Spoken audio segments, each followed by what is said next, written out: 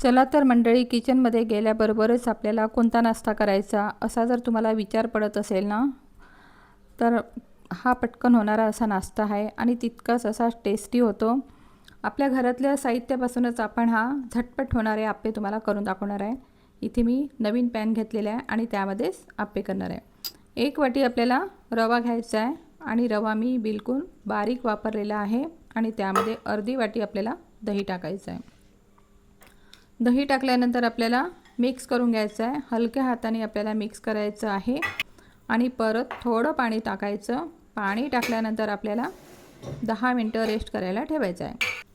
10 मिनिटं झाल्यानंतर रवा मस्त फुलून आलेला आहे। परत त्यामध्ये मला थोडं पाणी टाकलेलं आहे आणि पाणी टाकल्यानंतर त्यामध्ये मीठ टाकायचं आणि नंतर भाज्या टाकायच्या। इथे गाजर टाकलेला आहे, कांदा आणि सांबार आणि मिरची। इतरही तुम्ही त्यामध्ये भाज्या टाकू शकता, जे तुम्हाला आवडत असेल त्या भाज्या तुम्ही त्यामध्ये यूज करू शकता।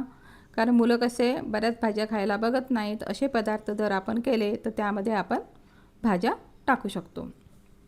सगळं आपल्याला छान असं मिक्स करून घ्यायचं आहे। बॅटर आपलं मस्त छान झालेलं आहे आणि त्यामध्ये सगळ्यात शेवटी आपल्याला इनो टाकायचा आहे। इनो टाकल्यानंतर पाणी टाकायचं आहे। आपले आप्पे पॅन गरम झाल्यानंतरच त्यामध्ये तेल टाकायचं, नंतर आपल्याला बॅटर टाकायचं आहे। नंतर झाकण ठेवून आपल्याला चांगलं वरची बाजू कोरडी झाली की मग काय पलटून घ्यायचं आहे।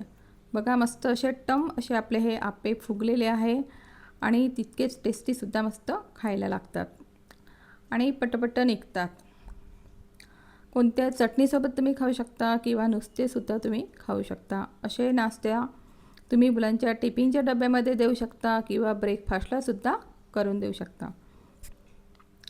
अतिशय जाळीदार आणि तितकाच तो टेस्टी, तोंडात टाकल्याबरोबर बिलकुल तुम्ही चव विसरणारे इतकं सुंदर असा नाश्ता झालेला आहे।